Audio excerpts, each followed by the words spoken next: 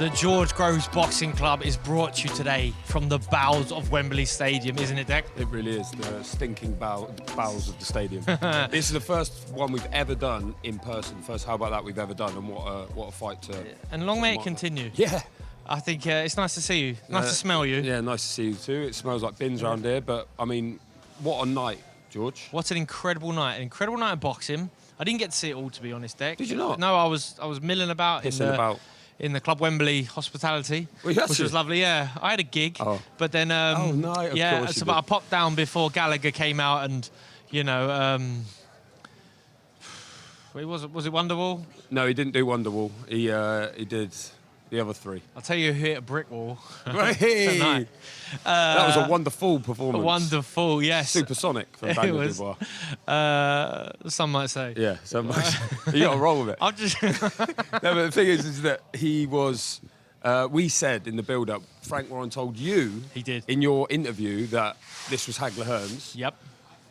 It was 5 rounds, not 3, and I don't think it was. You're picking it apart now. No, but I don't think you're being. Okay, do you think it was? Do you think that was the English Hagler Hearns? Do you know when I watch Hagler Hearns, right? Because it's like I knew the result before I watch it. It does feel like a one-sided fight. Yeah, yeah. Do you know what I mean? Yeah. And it feels like Hagler just goes about his business and gets the job done. Yeah, I know. And he has to fight back. And yeah, it wasn't quite that tonight, but it was an exceptional performance from Daniel Dubois.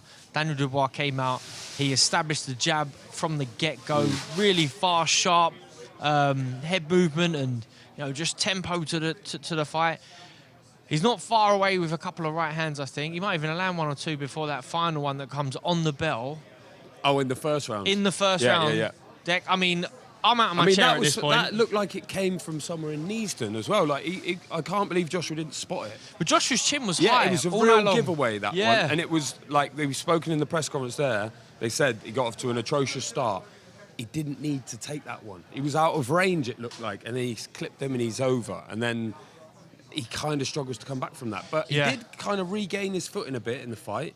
But Dubois was relentless, wasn't he? Well, he's saved by the bell in that first round, in my opinion. He's saved by the bell. We said it on, I'm sitting there, me, Shane McGuigan, we're calling the battles we see on BBC Radio. Oh, yeah? Yeah. Big time, Charlie. Proper. Yeah. Double whammy The tonight, BBC, mate. yeah, double whammy, and I got the press pass. It gets me anywhere. So, yeah, it felt like, if there was more time in the round, Joshua, he might have beat the count, but Dubois was one punch away from laying him out. And then from there, it's either Joshua survives and just lands a lottery punch, or Dubois gets him out of there or blows up because he's trying to exert, he gets too excited or whatnot. And there was moments in there, Deck, where I thought, oh, Dubois, is he burning up some energy here? I think he probably was. The second round, he starts really sharp. By the end of the second round, he settled a bit. The knockdown is in the third round. The second one he gets through without a knockdown. Then there's another one, and it was a bit of a confusing one because Joshua touches down with both gloves. The timekeeper starts counting. Marcus McDonald says no, lets it go on. Dubois is like on him then, and then he really goes down. But again, the bell's gone, so he counts at the start, of the break, and then lets him go back again. So the timing was very handy for him, Joshua. I mean, in the first and then the third, then the fourth round. There's another one where he goes down, he gets up, and Marcus McDonald's waving a slip, and I was like, oh, he's called it. Yeah, no, this is Wembley Stadium. Liam Gallagher's here. Like, can't call it yet. I think Marcus McDonald knew that. Yeah. Because, he was over early in the fourth, and then he went down again, but it was a slip. But then the fifth round, the finish, George, Anthony Joshua had the most success he'd had in the fight. I think it was 3 right hands he lands on the button. And we spoke about it in the preview. Hrgovic did the same, and Dubois barely moved. Yeah. And it was like, what's he going to do when Joshua does it? Yep. He barely moved again. Not only did he barely move his head, but then he countered with a right hook, like a short right hand on the button. It reminded me of Paul Williams against thank Sergio God for Martinez. that. I thought you were going to say something else then. Jesus Christ. No, it very much reminded me of Manny Pacquiao against Juan Manuel Marquez as well. Any other ones can you think of? Nah. No. It comes... Racking my brains. Like, but he was face down, man. And so he's attacked with the uppercut. And Ben Davison in the corner, you might not have heard it from where you were, but Ben Davison in the corner says, double that jab, then bring him up through the middle. And we were both thinking, me and Shane McGuigan, like, That's risky. When you've got a He fighter did who's land a been couple, though. buzzed. No, I know. And I know that's his punch, his go-to punch a lot of times, Joshua. That's his muscle memory to bring that uppercut into play. But it's such a risky shot to throw. When you throw the right uppercut, Deck, I'm there. That side of my face is exposed. If that left hand has dropped a bit with it, that side of my face is exposed. And Dubois just times it lovely. I mean, I haven't had a chance to study the slow-mo or the replays, but he lands on the devastating, button and he's face down. Yeah, and he's trying to get up, but his head is like stuck. He can't get up. I thought, to be fair, George, credit to Joshua. Eddie Hearn said that he hasn't been hurt, knocked out like that. We've never seen that before. Even in the Ruiz fight, it was up and down and he was stopped on his feet. I thought he held that battering tonight. He could have swallowed that early. He was like, he said in the build-up, I want to go out on my shield. He said, I'm willing to die. And I know that's a phrase you don't like in particular, but he was in there and he was like, I'm fucking going to go for this. I'm going to go out on my shield. And that's exactly what he did. It was crushing. And it was like a knockout for the ages, really. I think it was an event for the ages, to be honest. Yeah, it was. It was a great fight. I found Eddie Hearn. Did you? I managed to ask him a couple of questions. Should we hear that? Journalist George goes again. Eddie, how'd you feel? Nowhere near as bad as the Ruiz defeat, because I feel like we were beat by a good young heavyweight tonight. AJ made some terrible mistakes early on, never really recovered. But I said to him that the one thing you can do is look yourself in the mirror and say, you never quit. You were always trying to win the fight, and you showed unbelievable heart.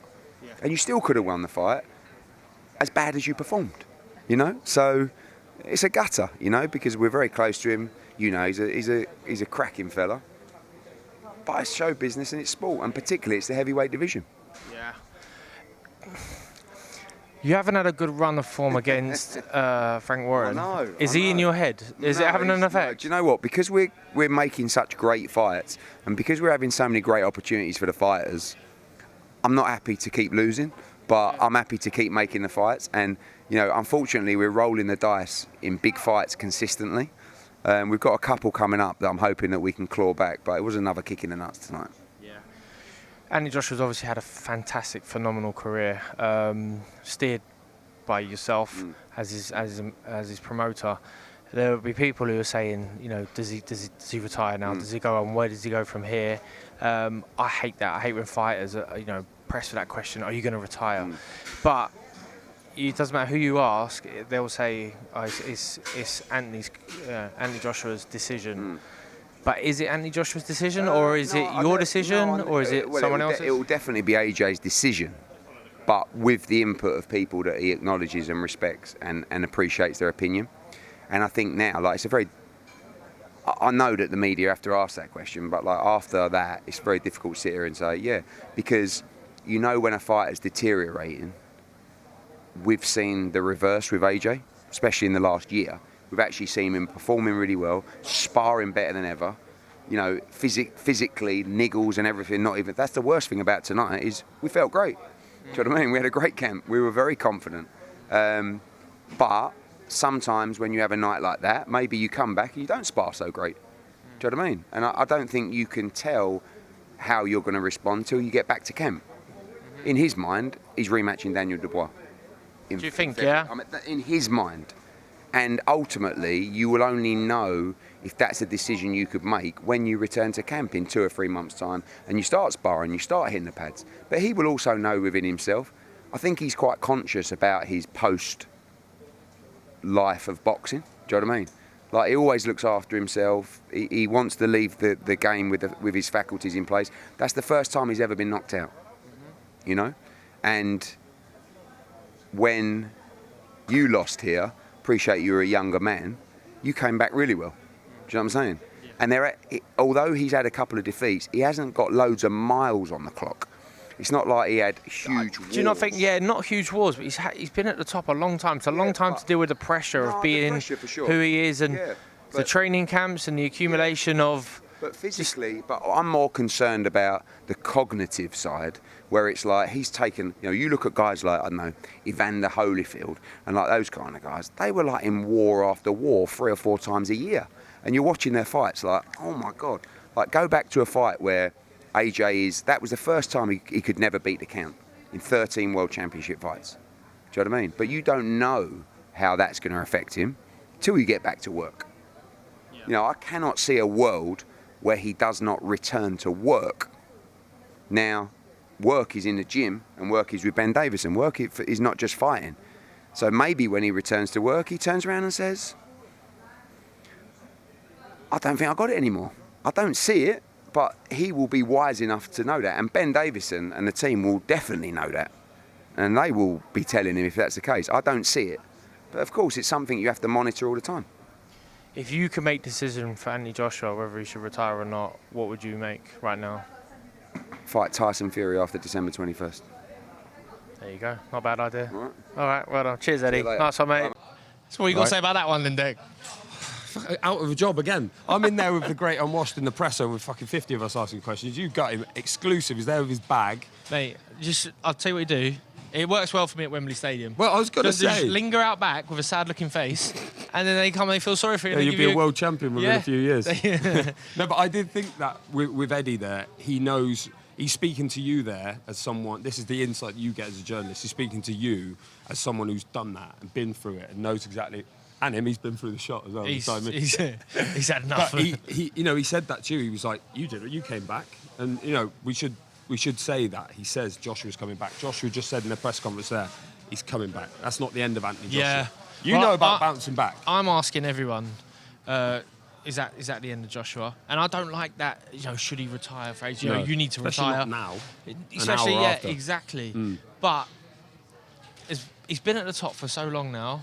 Even when he hasn't been world champion, he's still at the top. And tonight, he ring walked as the champion. Yeah, that was Dick. weird, wasn't it? Yeah, but it's that... he's the Godfather. he comes out to the Godfather, Yeah. and then I think when you're winning and that plays into your psyche and it does well, but when you're up against it, there's that sort of that shock factor when things are getting a little bit harder than you think they should be because you think you're the Godfather or you're the champion. You ring walk second. I mean, it's the ultimate. Disrespect, really, isn't it? Yeah. Do you know what I mean? To be that powerful that I trump you as That champion. that was a I think big Canelo's flex. done it before. Mayweather's You're probably the done champion, it but before. you're coming out first. Yeah, you're coming out first. Yeah. And then that's the sound of Daniel Dubois stripping away Very world good. titles. I've got a question for you, George. Feel free to not answer it. Okay. There's not many people in this world that have been knocked out in front of that many people in that stadium. No, it's You me, woke up- Dillian White, Klitschko, There's been a few undercard and guys. now And now they Anthony don't Joshua. count. So what does it feel like? Anthony Joshua's going to wake up Monday morning and he's experienced that. He's gone through it. What does that feel like? What does he wake it's up on awful. Monday? It's an awful feeling. But I don't know. Maybe mine be a bit different It was because different. You were young. I was young. You had it all ahead of you. You bounce back quick. Yeah, yeah. Fresh. Look, check my skin. Look. Yeah. See? There we go. No. Plus, I was doing well in the fight. Maybe even point. up in the fight. That Yeah. round was going really well, and then it was a shot out of the blue, or at least that's what I'm calling it, or what it felt like to me. Whereas Joshua just had a torrid time from the start. You weren't a massive favourite either. You think that fight tonight has got to age him, and at this point, is that good or not? He's been doing good work with his new team, Ben Davison, and I think the work's, his performances have been great, but obviously he hasn't faced someone as live as Daniel Dubois, and it's kind of a weird one or a difficult one to assess tonight for Joshua and what's next for him, because did he just have a terrible night, a terrible start, get caught in that first round, and then just do really well, actually. Actually box really well to get to the fifth round before getting finished. I mean, he nearly had that, that get out of jail card. Dubois' legs stiffened. You can see it. It was like, oh, he's got now. He's going to go. Dubois and Joshua goes in for the kill and it, gets tagged in the process. And that is the end of it. And there's always that element of does he want to finish on that sort of a loss? But at the same time, he's got such an incredible record. Does he want to run the risk of maybe getting one or two more losses along the way? And you've got to look at who's out there, who he could fight. They ain't going to want to rebuild again like they did with Helenius and Franklin. They're going to want to go in a big fight. But the team, Joshua's team, Ben Davison and the guys in Harlow, they got a lot of credit for the Valin fight, the Ngannou fight, rightly so. They're going to get a lot of scrutiny now after tonight. Yeah. I don't suppose on your travels you managed to collar any of them, did you? Well, I'll tell you who I did get. Go on. the head coach himself, Ben Davison. The head honcho. The head honcho. Okay, what did he say? And he spoke honestly. Let's listen to it now. Can you surmise how you feeling? Yeah, obviously absolutely gutted. Got off to a horrendous start. Not in a funny way. There was nothing that shocked us in terms of what Daniel's approach. You know, it's what we expected. Just for whatever reason, just didn't get off to a great start. Got clipped early, and it's hard to recover when you're behind like that. But one thing I will say is, I think AJ showed tremendous heart. Those are the things that you can't buy. You can't fake that. A lot of people say that they do want to carry on and go out on a shield, and that's what he done tonight, so I'm really proud of him for that. He come back after, just before going into the last round. He said, this is what we live for, moments like this, and he spoke about rolling the dice, and that's what he done in the last round, and unfortunately he come up short. So, gutted, yeah. Can you, Tell me what was going through your mind. Like in that first round, you might be thinking Dubois is a bit sharper than we thought, and Dubois and Joshua hasn't settled in quite right. But then he gets dropped right on the death, on the bell. What goes through the trainer's mind right there and then? I think I'm experienced and things like that. You know, I've been there, seen it, done it, been in those situations. Fighters getting dropped, early on. Fighters getting dropped late, and so. You're just trying to problem solve while you're in there, you know. Why are these situations happening? What's the best way to deal with it? We might be asking for him to do something. It might not be happening, so then it's on us to then try and make an adjustment. And, that's what we was trying to do. Yeah, I mean, maybe you'll tell me you can never quite relax or be at ease when you're in the corner of one of your fighters. But was there a moment, in that fight where me as a fan, me as a broadcast, sitting on the edge of our seats, this fight could be over at any second now? Was there a moment where it settled for you? You thought Joshua started to get back in the groove, started to flow? When you've got two big punches like that, and right from the off, he got off to a terrible start, and things that just weren't happening for whatever reason, we'll have to go back and review it. And one thing I do want to say is, I personally have received a lot of positive credit for his performances when they've been good. So it's important I take responsibility when he hasn't had a good performance. I think that's important, and so I will go back and review what I could have done better to make sure to make sure AJ's performance could have been better. What we could have done to help his performance be better.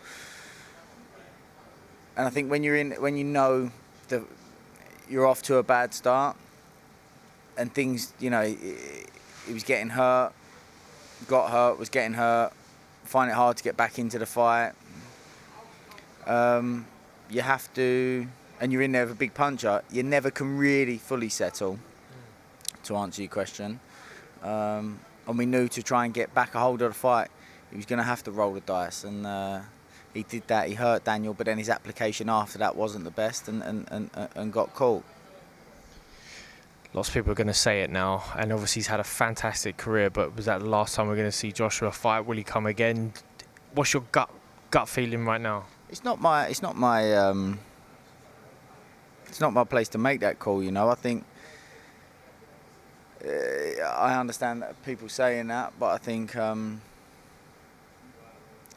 the Tyson Fury fight is always going to be there. I think but again, it's not my position to make the call on what AJ does with his career. It's entirely up to him. He's a grown man. He's an experienced man. He's a smart man. So, yeah, the decision's obviously up to him, and I'll back him in whatever he says. And if I felt any different, and obviously you've got to review this. It's just happened. Yeah. We'll go back, look, and we'll have a chat. Ben, thank you for your time, mate. No Appreciate problem. that. Well, George, more honesty that you've extracted from a key member of the fight game. Yep. It's become a habit for you, isn't it? But he wouldn't be committal. Obviously, Anthony Joshua, he did the press conference. He did 97 seconds in the press conference, I believe, where he just said, "I'm still boxing." Is that when your memory card ran out? Yeah. You just no, he didn't say any questions. Fair play. He came out and did the presser because he always does. He did in New York. He did after Usyk twice, and he's done it again tonight. If you were in charge, if you were in that team, and this week they'll have crunch talks, showdown talks, I'm sure. What would you be doing? What would you say this week? What sort of path would you plot? And who would you fight next? Yeah, I think personally, right now, and I might change my mind in the morning, but the way I'd be thinking is, Anthony Joshua at his age and what he's achieved, and really because he went in there against a younger, fresher, maybe even more hungry guy tonight and got beat, that maybe it's time to walk away from the sport, you know, proud of your achievements, proud of your accolades. You know, he's been a historic fighter. He's been, you know, the major force in British boxing, you know, even before he even turned pro. So maybe it would be a good time to say, Joe, what? It's done enough. Do somewhere else. What do you think? I think he'll go again. And I think it's crucial that he does what he wants, because if he doesn't, it will eat him up inside and he'll be, you know, it will play on his mind. But do you forever. not think someone... I'm not saying it's got to be anyone who's on the payroll, but... Someone can tell him. But is it going to be his dad? Like his dad, his dad so. say... Well, you can Anthony- you can answer that question better. Was there anyone in your life, maybe Sophie, who could have said it? But you know when it was right to go. Yeah. And if you go when No. it's not right, could eat you up inside forever. And imagine Anthony Joshua, the career he's had, 2-time world heavyweight champion, all the money, all the accolades, the way he's changed boxing, everything, and he walks away from the sport unhappy. Yeah. And he would do, I think, if he finishes on this. But who the bloody hell is he going to fight? Yeah. I'm not Joe sure. Joyce? Yeah, I'm not sure because... What's we're that coming down? I hope... This is real. This is on the floor. Yeah. They're going to kick us out. I So hope you advise that... him to retire? I You think he's so. had enough? I think, yeah, no one wants to go out on a loss. No one wants to go out on, you know, a massive high-profile loss. But the likelihood is that most fighters do go out on a loss. You know, it's a rare thing to go out on a win, and a meaningful win. Do you know what I mean? He's going to want to beat Fury, and maybe that is the one that's left. Maybe he fights If Fury next loses year. against Usyk, Yeah, Fury loses against Usyk. He fights or Easy, wins, mate. whatever. Yeah. Either way, he fights Fury next year, probably here, and he spend it, you know, the time in the meantime just prepping for that. I think that might be the only fight, and there'll be a lot of people around him saying this sounds like a really good idea. Yeah. But they're going to get paid. but does he want to go into a Fury fight off the back of this fight? Probably not. So what does he want to do? Does he want to at what level does he come back at again? And yeah, I'm not sure. There's some I'm really not horrible sure. fights, people like Martin Bacoli and people, you know, Yeah, even you're that not- second it's tier. It's not- not, yeah, it's not so- fun, that, is it? You're not going to want to fight Zhang, Martin Bacoli, Even Joseph Parker, Parker now, Moses Atalma. Moses Atalma. Mate, I'm with you, but I don't think he's ready to go yet. I think he's got another one in it, and maybe if he loses again and gets knocked out again, he's like, right, that's me done. Yeah. But we were talking about Joshua, the renaissance. He's back and he's good as ever, and then that happens. I think there's still life in the old Yeah, dog. And but- the way he's talking there, he can't walk away after this. He can't. Maybe, but there's value in walking away when you think there's still a little bit left, rather than calling it a day when you've got nothing left. It didn't look like the fight had left him tonight. He, you know, battled on bravely, but yeah, in the morning when he wakes up, he might be a bit sore. He might be a bit embarrassed. He might be really sad, and he might just think, "Phew, I give everything for this game. Like, maybe I've given enough now. Maybe it's had enough of me." So, you know, I'd support him either way. What I can tell you is he's got a contracted rematch with Riyadh's season. Contracted another fight. Not a gonna fight rematch with Riyadh Daniel Dubois. season? He can fight the whole of Riyadh season. No, he has Never a heard of him. When's so it? they have a contract. If he wants another fight, he will Yep. have another fight Riyadh season. So it's on the table for him. Do you know what else? If we see Anthony Joshua back, we're also going to see us back, aren't we, George? Oh, we're back every week. Well baby. and truly. Absolutely. Every We don't week. miss nothing. No. No. We're just going to stay here now. Fuck me, what a fight to come back for as well. Yeah. I'm glad we didn't miss this one. Well, Dec, thanks for hanging out. It's been Yeah, good. it's been great, isn't it? A shout out to Patovo. A Patovo every time. Did you have a Patovo on the 5th round? Not the 5th, but there was an 11-2 Daniel Dubois knockout price floating around. Oh, That's all I can tell you. It's a big price in a shootout like that. But big shout out Patovo, thanks every time. And yeah, we've got some massive fights coming up. Yes. And there's a fly, I think that's our cue, isn't it? See you next time. See you next time.